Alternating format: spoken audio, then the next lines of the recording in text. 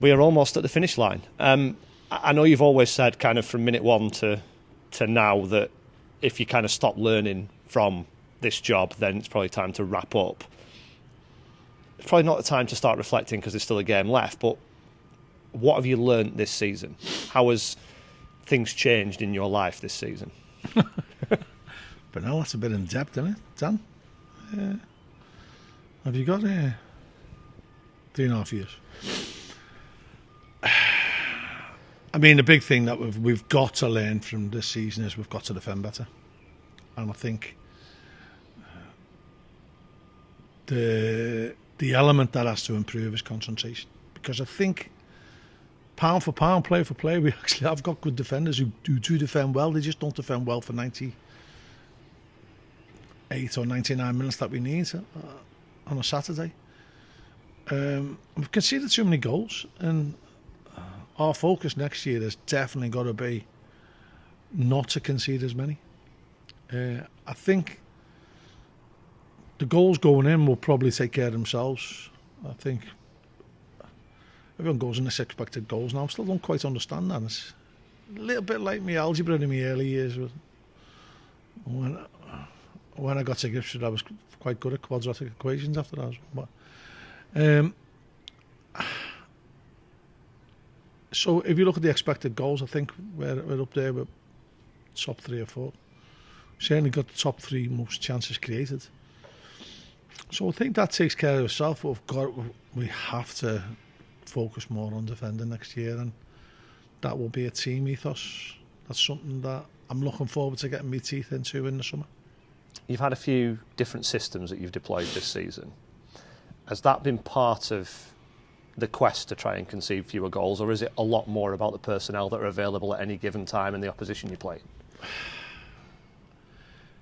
Bit of both, to be honest, but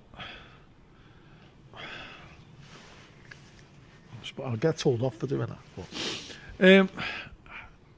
I don't know. We've had been here a long time, haven't we, me and Jimmy, and we've had certain times in our Accrington managerial careers and playing careers, to be honest, where we just get into this mode of we'll score more than you, and it's good to watch from a fan's perspective. But it's difficult to win things with that approach.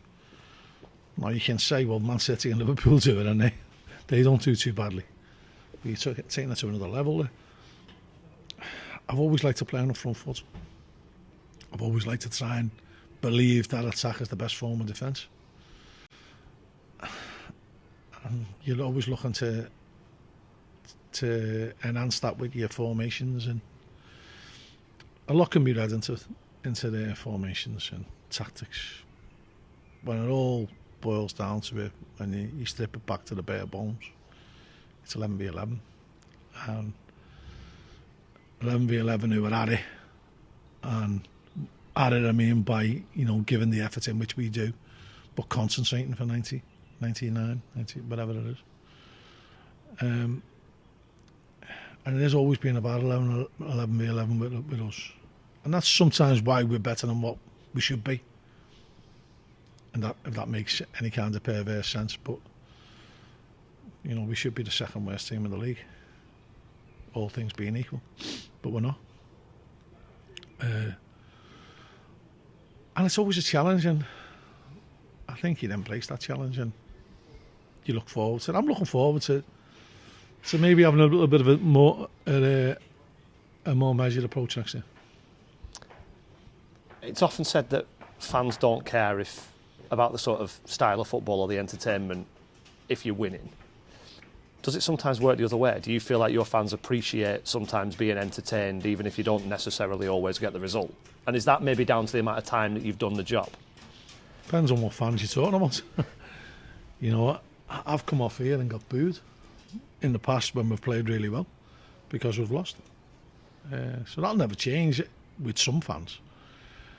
But I think if you look at all our fans who went to Bolton, I don't think any of them could gripe about the performance.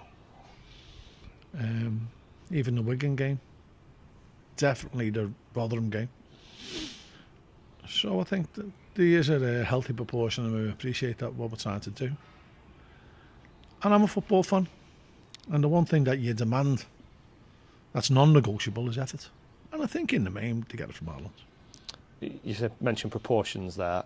You've got a few out of contract, not loads and loads, and I know you spoke about this a little bit last week. What proportion of this squad is it realistic for you to be working with next season?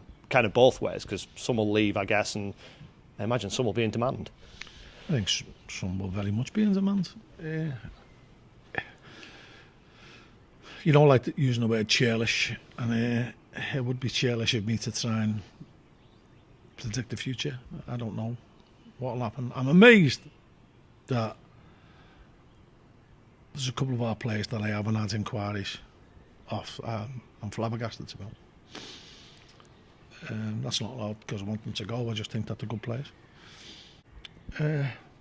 But you know, we've got the likes of Joe Pritchard ready for we haven't had Joe this season. You know, bits and bobs, but nowhere near like what we'd want off Joe because of his injuries. And so that'll be like signing a new player, and a big player at that. And you know, we've got the younger lads who've had a year with us, or half a year in Coley's case, and Tommy Lee and Jack Nolan, you know, Jay Rich. And I'm scratching the surface there because there's other players as well. Some of the 23s done really well. I mean, I'm lucky really because I've got very, very good staff.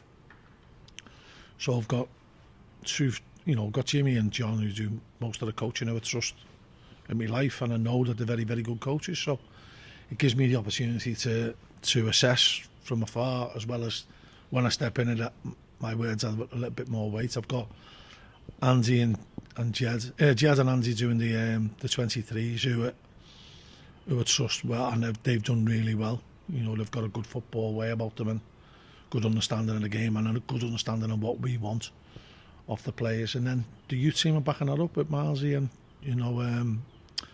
with Duncan and Scott. So everything's going in the right direction, but we've got to keep going. The minute you think, oh, we've cracked this, you fall flat in your face, and next year it'll be another huge challenge. One, to stay in the league, and two, to try and compete. One game left. I know you'll approach it in exactly the same way as you do all the rest. I think that equalising goal for Fleetwood against Wimbledon last weekend rather changed the complexion of things for them. They would need a pretty remarkable turnaround of things. Does that affect you going into the game at all? Do you think the atmosphere will be different? No, I don't think so, because they won't give one up hope. A 3-0 win against us, you don't know what happens in the other games. So 3 or 4-0 win against us, which not so long back they came here and won by 4 or 5. So the last time they won was against us. It's going to be a tough game, but we want to sign off on a high. It was a pity Toby getting sent off on Saturday, because I think that could have been a real celebration. I think the way we were looking, we were odds on to get a third goal, and then the floodgates could have opened. As it was, we didn't, and we ended up limping over the line. But it'd be nice to finish the season with another win and get our points tally a bit more respectable. 7th of December, I think it was, when Wimbledon won here. It's absolutely remarkable, that, isn't it, to go that length of time without winning a league game?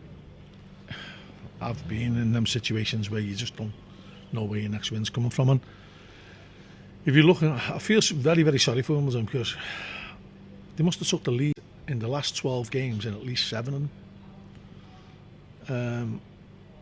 And you just feel as though everything conspires against you to stop you winning. What is remarkable is that they're still not down, and they've gone on that kind of a run. And it's just been a very, very bizarre league this year. Probably record lowest points to stay up and record number of points to make the playoffs. But that's, every now and again a league turns up things like that. I'm sure it'll happen that there'll be a whisper goes round that somebody's scored or somebody's behind or whatever. Does it make you appreciate not being in it? It does. You still get the juices flowing now. I wish it was competing at the other end, because the other end's going to be really exciting. Where automatic and playoff places up for grabs. I wish I was involved in that, and hopefully one day we will be. You mentioned Toby. You've now had young Liam Isherwood get a start and a couple of tastes as a substitute. Do you feel like this will do him the world of good, getting another opportunity? I think so. And you know, he's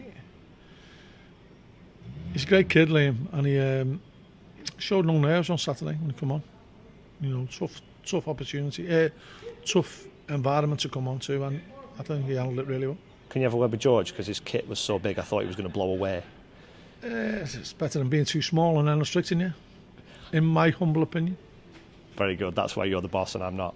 Oh. And just other personnel stuff. Obviously, Toby suspended. Is there anything else that is new? 1 or 2 knocks, bumps and bruises, but no, not out of the ordinary.